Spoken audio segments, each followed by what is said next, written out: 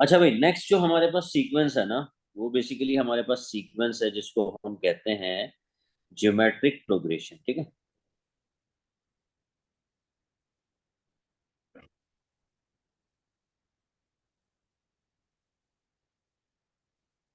अब geometric progression हमारे पास जिस तरह से अर्थमेटिक प्रोग्रेशन थी, आपको पता है अर्थमेटिक प्रोग्रेशन में हाउ डिड यू आइडेंटिफाई कि भाई वो अर्थमेटिक प्रोग्रेशन है? आपने कैसे आइडेंटिफाई किया कि अर्थमेटिक प्रोग्रेशन है कॉमन ये? डिफरेंस सेम होता था।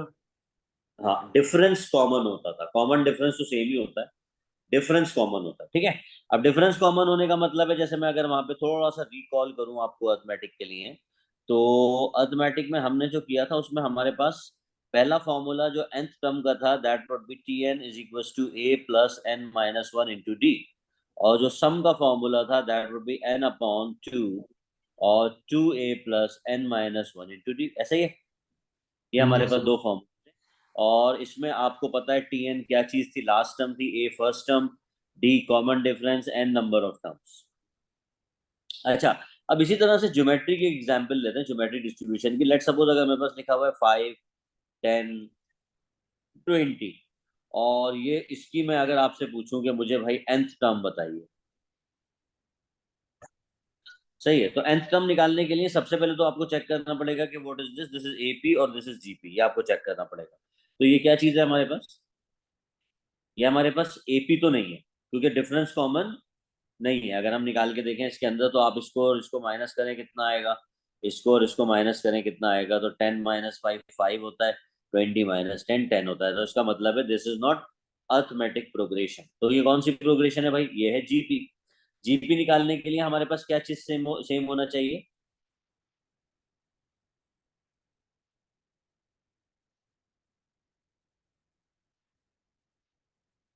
रेशियो सेम होना चाहिए। अब रेशियो को हम किससे रिप्रेजेंट करते हैं? आर से। और इसका फॉर्मूला क्या होता है? Second term divided by first term must be equals to third term divided by second term. ये आपने याद रख लेना है। ठीक है। कुछ प्रॉब्लम इसी से सॉल्व होंगे। तो अगर मैं रेशियो निकालूं ऊपर वाले से, ऊपर वाली जो सीक्वेंस है मेरे पास, इस सीक्वेंस से if I calculate the ratio, तो रेशियो भाई कैलकुलेट करने के लिए आपके पास फॉर्मूला हमने दे दिया है। तो how can we calculate the ratio? Ratio का फॉर्मूला होता है second term divided by first term. Second term कितनी है?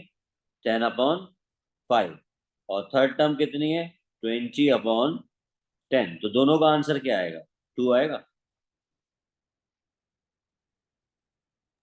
जी सर। 10/5 कर लो या 20/10 कर लो, आंसर 2 आ गया।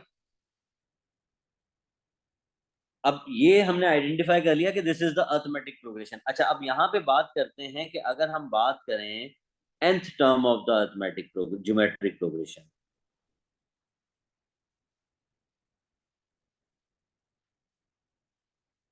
तो nth term of the geometric progression is basically T N is equal to A R की पावर n-1। सिंपल, हमारे पास क्या आ गई? अर्थमेटिक प्रोग्रेशन की nth टर्म आ गई। अच्छा, इसको वी कैन राइट एज, अगर मैं ऊपर वाली को जनरलाइज नहीं करता, मैं इसको स्पेसिफिक करके लिखता हूँ, तो टी एन आ गया। ए की, ए का मतलब है फर्स्ट टर्म, तो वी कैन राइट 5 और यहाँ पे आप क्या लिख देंगे? आर। आर कितना है आपके पास? 2। और इट वुड बी n-1। तो ये हमारे पास इसकी कौन सी टर्म आ गई? ये हमारे पास इसकी n टर्म आ गई। अच्छा, अब अगर मैं आपसे ये पूछूं कि फाइंड, मुझे इसकी कौन सी टर्म चाहिए? Let suppose I am saying that find fifth term of the sequence. तो फिफ्थ टर्म का क्या फॉर्मूला होगा? तो टी सर फाइव एन में 5 नहीं रिप्लेस कर देना था। हाँ, कर दिया ना n/5। तो यहाँ पे आ जाएगा 2⁵ तो कितना आ जाएगा? 5 × 2⁴। तो 2⁴ कितना होता है? 16। सही है। और ये कितना हो जाएगा हमारे पास? 80। 80 आ जाएगा। तो बेसिकली फिफ्थ टर्म इसकी कितनी है? 80 है। ये आंसर का फॉर्मूला है, सिंपल सा, जीबी के लिए। कोई मसला? नहीं सर।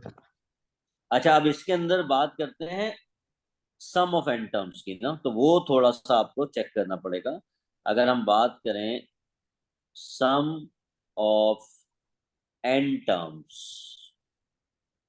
सही है, ऑफ जीपी, तो इसके लिए अच्छा अर्थमेटिक में तो एक ही फॉर्मूला था, ज्योमेट्रिक प्रोग्रेशन में हमारे पास फॉर्मूला एक ही है, लेकिन उसको लिखने का तरीका थोड़ा डिफरेंट है।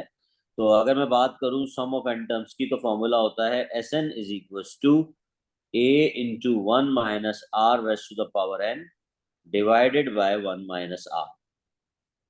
इसमें अगेन आर क्या चीज है अहिल, रेशो। और ये क्या चीज है, फर्स्ट टर्म। First term. अच्छा, इसके अलावा मैं और करके तुम्हें एक और फॉर्मूला दे रहा हूँ, S N is equal to A R raise to the power N minus one divided by R minus one. अब मुझे एक बात बताओ, for this formula and for this formula क्या चेंजिंग है, या सर क्या एक में डिफरेंस? ए की वैल्यू ग्रेटर देन वन होगी, एक में लेस देन वन होगी। नहीं नहीं नहीं, ए की वैल्यू से कोई ताल्लुक नहीं है इसका, इसमें होगा आर की वैल्यू। तो आर की वैल्यू की अगर मैं बात करूं, तो आर शुड बी, अगर पहले वाले फॉर्मूले में बात करें, तो R should be less than one, ठीक है। एंड द ठीक है sir. Second one is R should be greater than one. आती समझ में? जी सर। अच्छा, अब ये तो सिंपल फॉर्मूला है सम निकालने का, और इसमें एस एन किसका, एस एन का मतलब क्या है, एन टर्म का सम, ए का मतलब फर्स्ट टर्म, आर का मतलब कॉमन रेशियो, और एन का मतलब नंबर ऑफ टर्म्स। अच्छा, इसमें एक और चीज जरा देखो, अगर मैं बात करूं, ये तो हो गया आपके पास क्या चीज हो गई, ये तो हो गया सम ऑफ एन टर्म्स ना, फाइनाइट टर्म्स। अगर मैं आपसे कहूं sum to infinity, sum to infinity समझते हो क्या होता है? जैसे फॉर एग्जाम्पल मैं अगर आपसे ये कहता हूं कि ये जो मेरी सीक्वेंस नजर आ रही है आपको, you can see this sequence, अगर मैं आपसे कहूं ये वाली जो सीक्वेंस है, ये कौन सी सीक्वेंस है? ज्योमेट्रिक। ज्योमेट्रिक। अगर मैं तुमसे ये कहता हूं कि find the sum of 10 terms of the geometric progression, तो what you do, you will write the formula first. आप सबसे पहले तो फॉर्मूला लिखेंगे, फॉर्मूला है S N is equals to a r raised to the power n minus one divided by r minus one, because इसका जो r आ रहा है वो क्या आ रहा है हमारे पास, r is basically greater than one. तो वी कैन राइट, यहाँ पे हमने लिख दिया 5, यहाँ पे हमने लिख दिया, हम कौन सा सम निकालना है, 10 टर्म का, तो एस 10 निकालते हैं। r हमारे पास है 2 raise to the power 10 minus one, और नीचे आ जाएगा 2 माइनस वन। कैलकुलेट करना है कितना आता है।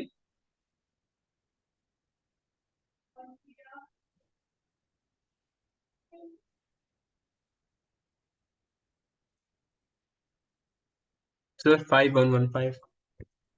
5115, अच्छा। अब एक चीज नोट करो, मैंने तुमसे कितनी टर्म्स का सम पूछा है, 10 टर्म्स का। तो मैंने निकाल दिया। क्या तुम 20 टर्म्स का निकाल सकते हो? जी सर। अच्छा, अगर तुम 20 टर्म का सम निकालोगे, तो क्या वो 5115 से बड़ा होगा छोटा होगा? बड़ा होगा। ठीक है। अच्छा, अगर मैं तुमसे पूछूं 30 टर्म का सम निकालो, तो क्या 30 टर्म का सम उससे भी बड़ा हो जाएगा? जी सर। अच्छा, अब मैं तुमसे पूछता हूं कि सम टू इन्फिनिटी निकालो, कितना होगा? इनफाइनाइट तक चली गई नंबर ऑफ टर्म्स, जी। तो सम टू इन्फिनिटी चाहिए, कितना होना चाहिए? बता दें। इन्फिनिटी होगा ना, कॉमन सेंस। भाई अगर मैं आपसे पूछूं इनफाइनाइट नंबर्स को ऐड करो, तो क्या होगा, इनफाइनाइट ही आएगा ना। जी सर। अच्छा, अब ये वाला जो केस है ना, इसमें एक चीज नोट करना, इसमें आर जो है वो ग्रेटर देन वन आ रहा है, ठीक है। तो जब जी। कभी भी आर ग्रेटर देन वन होता है, तो सम टू इन्फिनिटी हमेशा क्या होता है, सम टू इन्फिनिटी हमेशा इन्फिनिटी होता है। ठीक है सर। Got it. अच्छा, अब आते हैं इसके ऊपर, ये सम टू इन्फिनिटी का एक फॉर्मूला मैं आपको दे रहा हूँ। Sum to infinity is A upon one minus R, simple सा formula we have. But sum to infinity में एक शर्त है कि whenever we need to calculate the sum to infinity, R should be less than one. इससे क्या होगा, basically जो सीक्वेंस होती है ना आर, आपके पास जो आर है वो ग्रेटर देन 0 और लेस देन 1 हो, तो ये सीक्वेंस कहलाती है कन्वर्जिंग। क्या कहलाती है? कन्वर्जन। कन्वर्जिंग किसको बोलते हैं? जिसका सम टू इंफिनिटी जो हो वो एक फाइनाइट नंबर हो। जैसे मैं अगर आपसे कहूँ सम टू इंफिनिटी निकालें, तो सम टू इंफिनिटी क्या हो गया हमारे पास? For example sum to infinity आ गया 10। तो सम टू इंफिनिटी जब 10 आ गया फाइनाइट नंबर, तो ऐसी सीक्वेंस को कन्वर्जिंग सीक्वेंस कहते हैं। और सम टू इंफिनिटी का फॉर्मूला क्या है हमारे पास? सम टू इंफिनिटी का हमारे पास सिंपल सा फॉर्मूला है a अपॉन 1 - r। सही है। लेट सपोज एक सीक्वेंस है, उसकी जो फर्स्ट टर्म है वो है 4, और जो उसका कॉमन रेशियो है वो दिया हुआ है 1/2। कह रहा है find the sum to infinity. अब इसका सम टू इन्फिनिटी फाइंड करके देखते हैं, तो सम टू इन्फिनिटी किसके बराबर आना चाहिए? 4/1 - ½ 1 - ½ कितना होता है? हाफ होता है। और 4 डिवाइडेड बाय ½ कितना होता है? 8 होता है।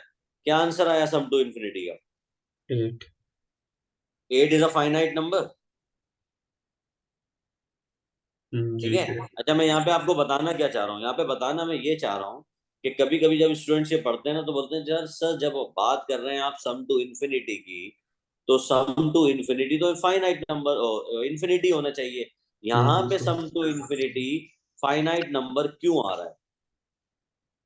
तो उसको आप बताना कि भाई जब कभी भी आर की वैल्यू लेस देन 1 होती है, तो सम टू इन्फिनिटी क्या आता है? एक फाइनाइट नंबर आता है। और this is basically a converging sequence. ठीक है सर। Got it? ठीक जी है। सर। अच्छा, अब ये फॉर्मूले जरा अपने पास कॉपी करो, ज्योमेट्रिक प्रोग्रेशन के।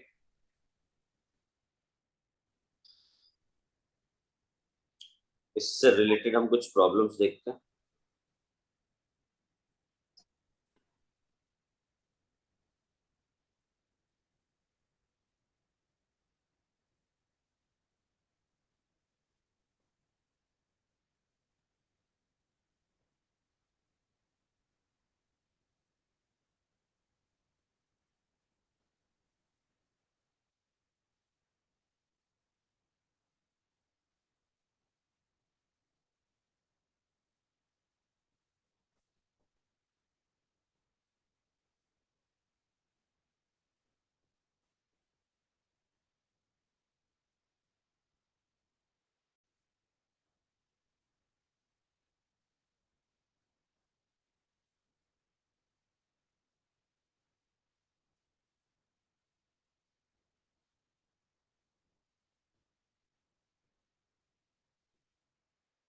ठीक है सर, हो गया।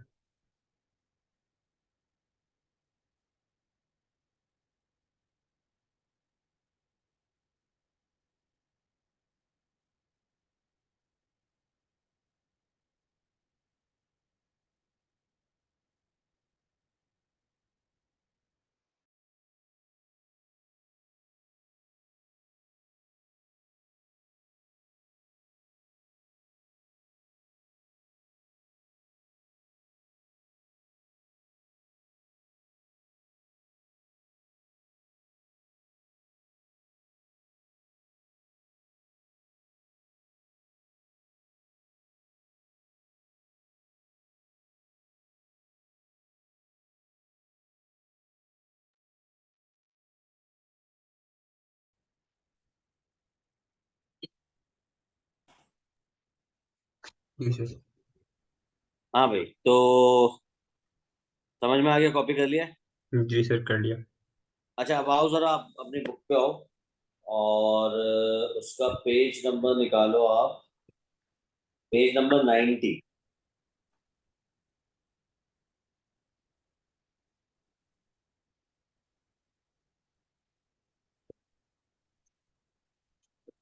जी सर। बताया। क्वेश्चन नंबर 1 का पार्ट A, C, E लिखते जाओ।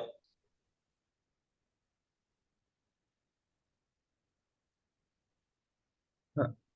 सिर्फ सिर्फ चेक करना है ज्योमेट्रिक है या नहीं। ठीक है अच्छा, sir. Question number 2 part A C E ठीक है सर। And question number 3। ठीक है सर। बस ये मुझे 3 क्वेश्चन जरा जल्दी से करके दो।